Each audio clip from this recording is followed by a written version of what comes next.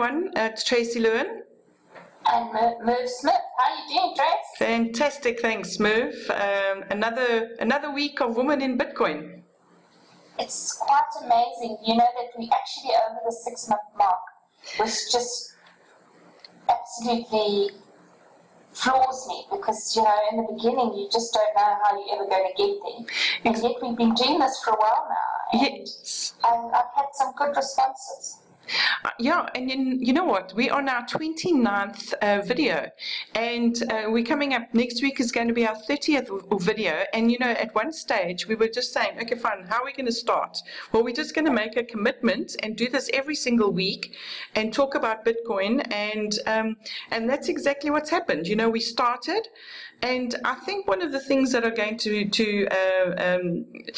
to benefit us and benefit other people is that we're not going to give up. And we're going to keep talking until we get more people into Bitcoin and actually realizing how powerful this new digital economy is and how we can benefit. Absolutely, Tracy. And that sort of brings us up to the quote that I want to discuss today. And the quote says that courage does not always roar, but sometimes it's a quiet voice at the end of the day saying, I will try again tomorrow. And that's exactly what we've done with Women in Bitcoins. It's just getting up and continuing. You know, courage is just that. You know, for me, it was a huge issue to do broadcasts or recordings on a weekly basis. And I'm thinking, oh, how am I going to do this? And that took courage. So, you know, congrats to you and me. Kudos to us, Cass, because we stuck with it. But the reality is women do not realize how absolutely courageous they are, because their nature, their very nature, is to get up and just try again tomorrow. And you know what, we need to have a look and take stock of ourselves and take stock of the strengths that we have and the talents and the abilities and our successes. The fact that we never give up is a huge issue, because that is going to make us successful.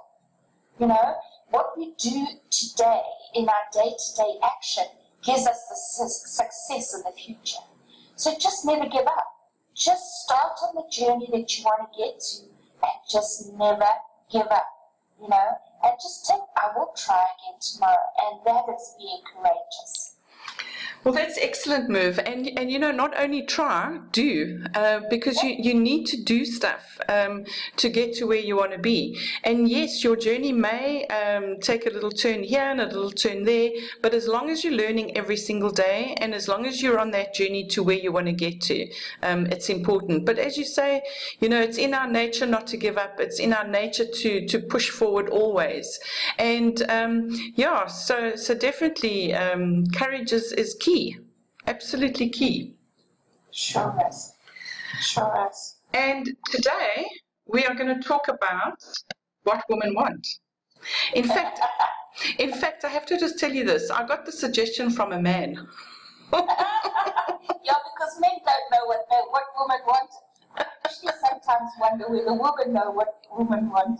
Let's attempt to answer this question for him. Do you remember that movie by Mel Gibson, What Women Want? And then all of a sudden he could hear what was going on in their heads. It was excellent. Actually, I should watch that again. It was quite funny. Yeah, it was. It was really funny. Okay, so what do women want? What do we actually want? And I can say from my perspective, it's very much about financial security, because I want to know that that I'm free to do what I want to do. I'm not beholden to anyone, and I know that I'm going to be financially secure as I get older. And to me, that is vital to happiness. You know, there's always a saying, "Yeah, money doesn't make you happy," but at the end of the day, having no money can make you so miserable. And we know that there are many people in that situation. Yeah.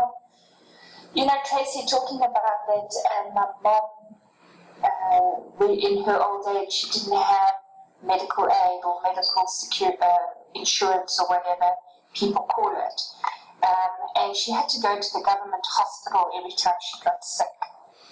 And I vowed that I would never let that be my story, because it's got horror tales connected to it. So that financial security, what you're saying is, in our later years, when we're in retirement or whatever, that we want to be able to have a quality of life that we're used to or better. And that to me is what I'm looking for in financial security. That I know that I'm secure for my future. And it doesn't matter if I live to 80 or if I live to 100, that I should be secure to be able to meet the bills, be able to travel, do the things that I'd like to do that sort of struck my fancy at the time. Absolutely. And also the other thing that is key to me is independence. So I don't need to ask anybody for money. I don't want to ask anyone for money. I want to make my own decisions. Correct. So correct. Tracy, there's so many women that think that their ticket to happiness is a financially strong man. But that's not true. You know, that independence is so important. It gives us a sense of confidence and a whole horde of things. And yes, we do definitely want to be independent, and we need to be independent, you know, so that we can be all that we were meant to be. You know, if we're an apple tree in a pear tree orchard, you know, that's not great. We are who we are, and we need to be independent. We desperately need to be independent, and unfortunately, women, as a general idea, are hanging on and waiting for somebody who has the financial whereabouts of man normally, to help them out and to cover their bills and provide for them. So I think that our deep desire is for that independence. Not women to live where, you know, to heck with the men. That's not what I'm saying. It's that we have that sense of, like you say, you don't need to have to ask somebody for something. You have the whereabouts to do it yourself. Well, you know, when you don't have your own money coming in, and it doesn't matter how much it is, but when you don't have your own money coming in, you feel like you kind of lose something of yourself, and also you accept stuff that you shouldn't actually accept. You know, so that's really what independence can give you. Independence of, you know, just really making your own decisions and your own decisions for your own life. Yeah.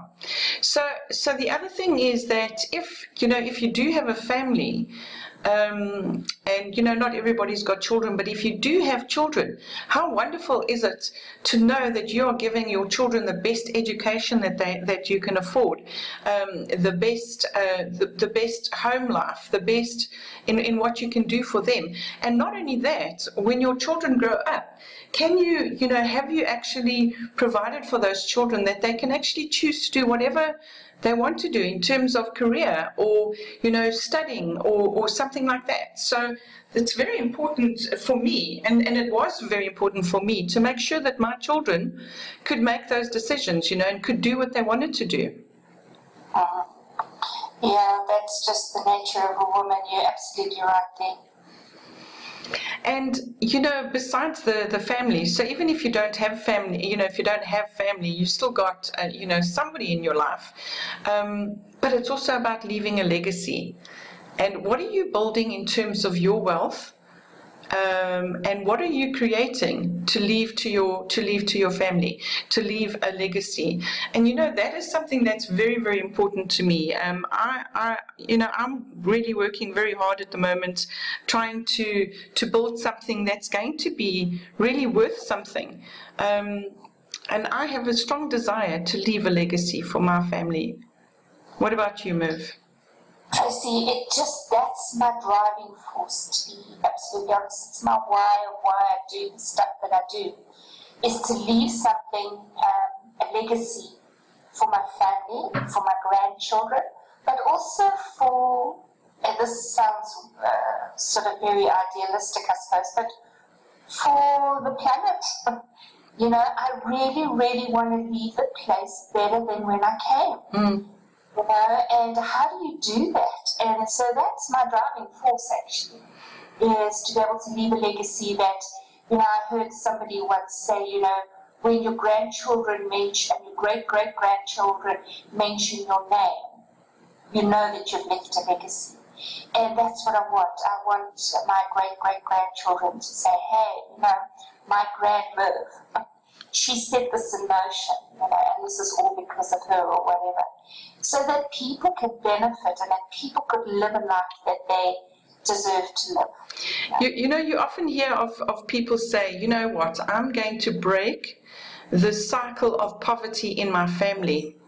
Yeah. I am going to make such a difference that I'm now going to completely break that cycle. So, you know, it can be financial, it can be, you know, doing something for the planet, it can be whatever it is a strong feeling inside of you, you know, that's really what leaving a legacy is. Absolutely right. So we definitely spot on, and I think, you know, there can be other things that women want, but here are four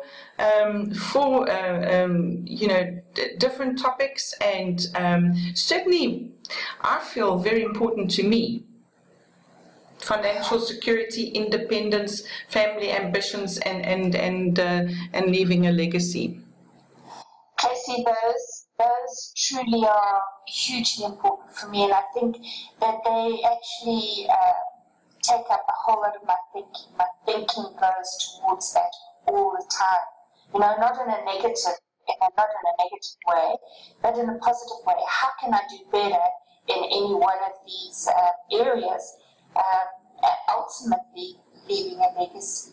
So yeah, that's definitely, they hit my spots. Look, we know that most women, unfortunately not in that line, like to go shopping and etc.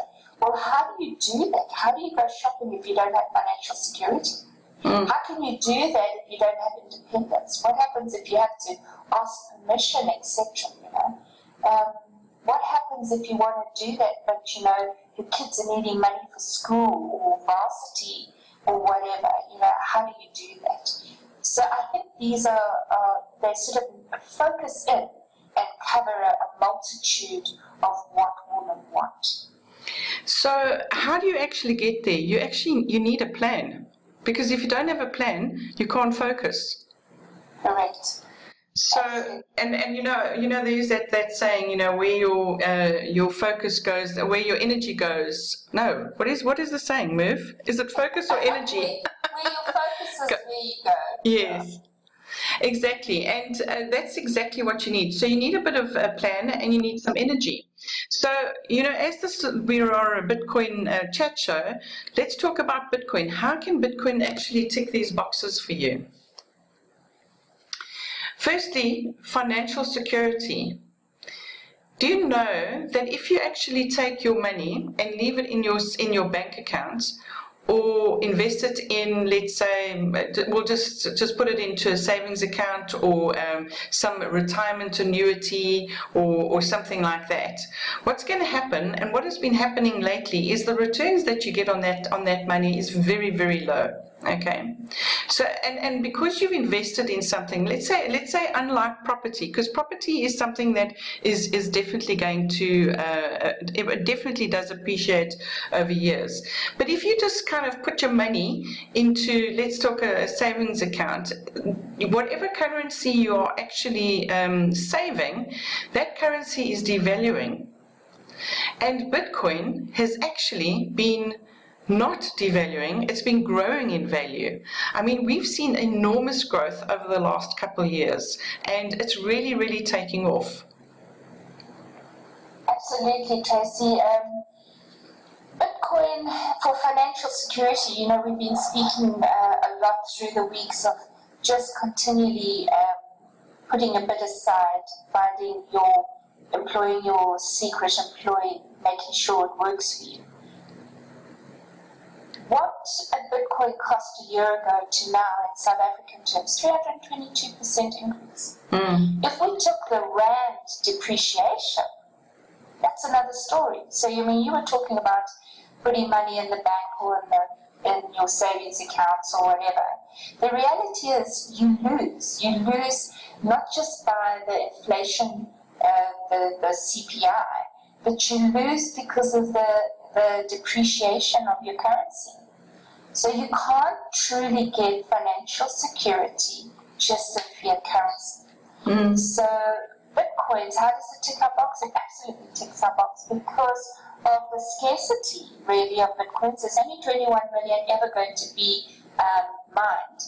And 78%, I think, of those have already been mined and in circulation. Saying that means then that the Bitcoin price will continue to appreciate. And it will cause, it is causing a little bit of hiccups in the banks and the credit cards and the whatever. But that is the way to go, you know.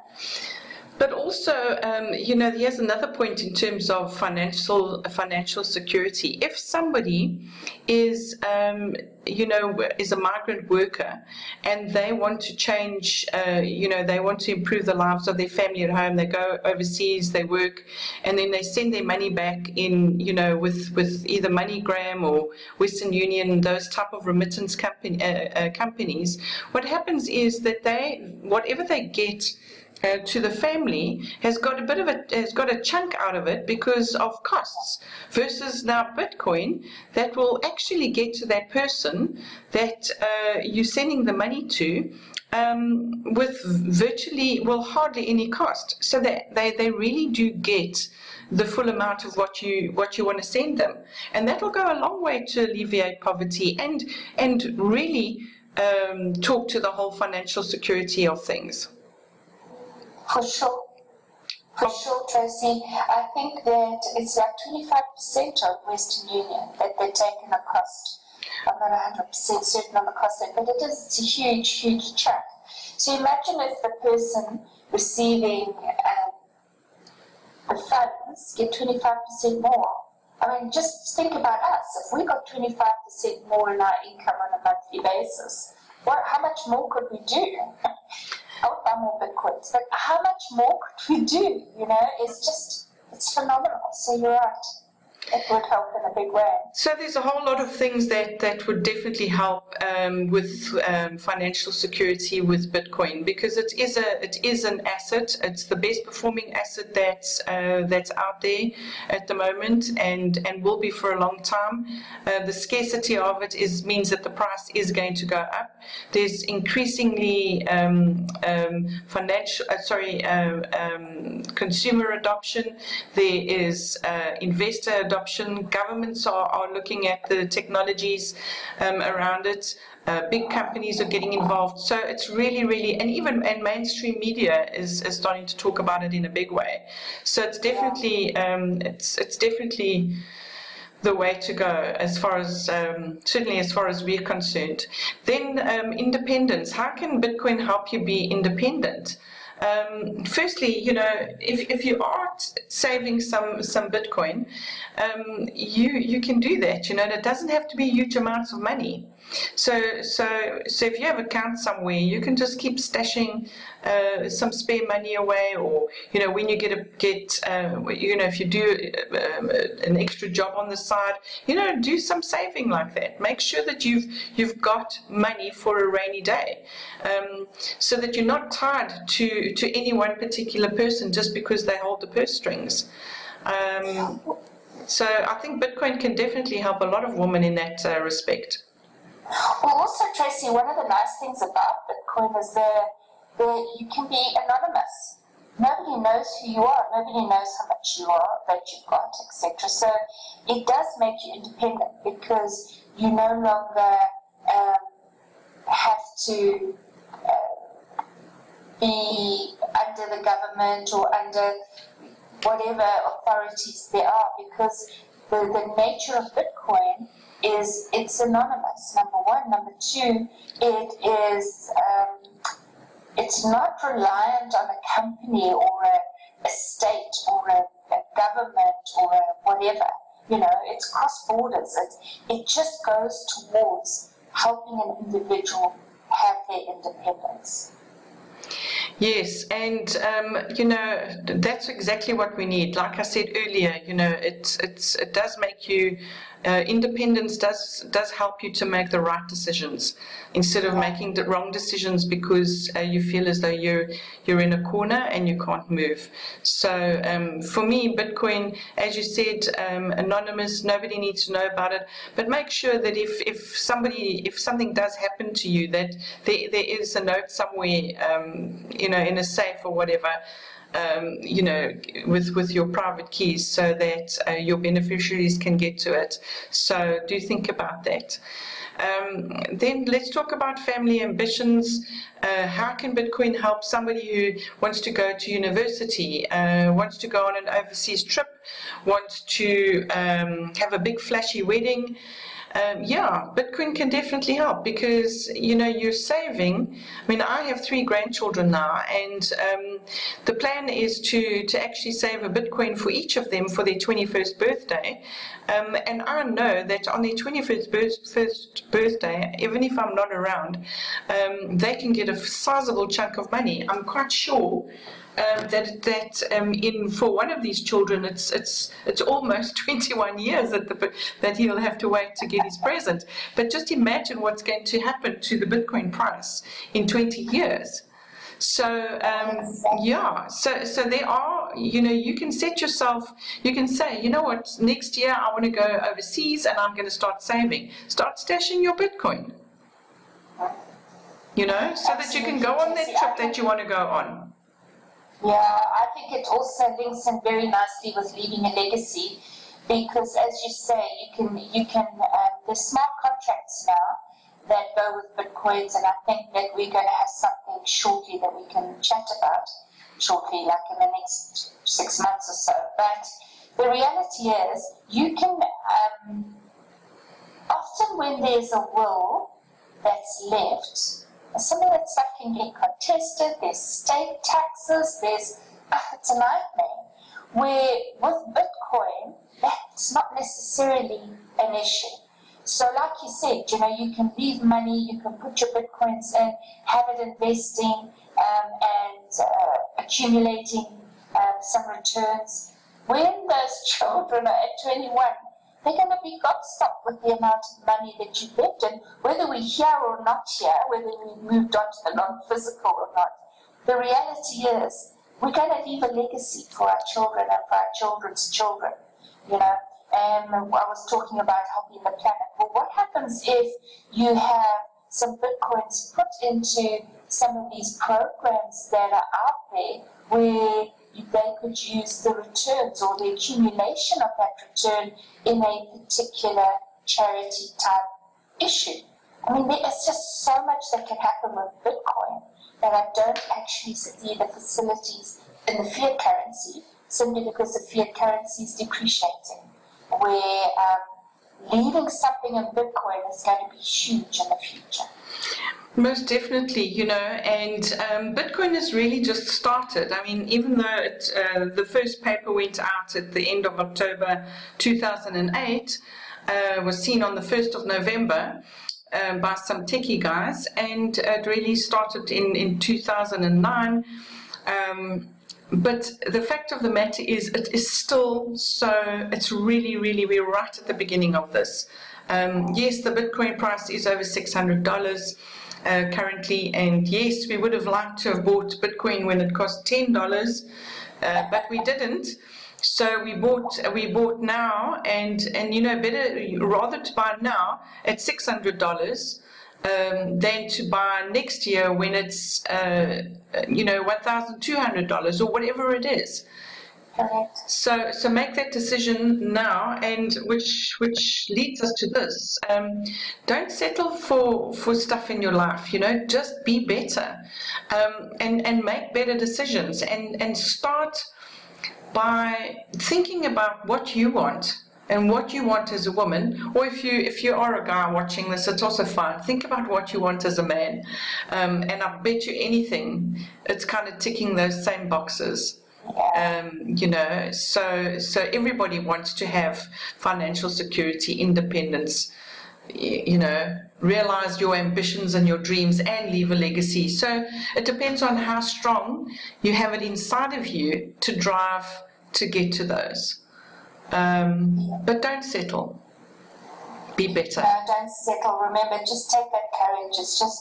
It's not something huge and big necessarily. Just breathe in, breathe out, and just try to do something different, or do something different the next day. You know, just step by step, you will be betterer and betterer and betterer. Okay, and on that betterer note, we'll see you next week. Yes, cheers, Tracy. Cheers, ma'am. Thanks for taking the time. Cheerio.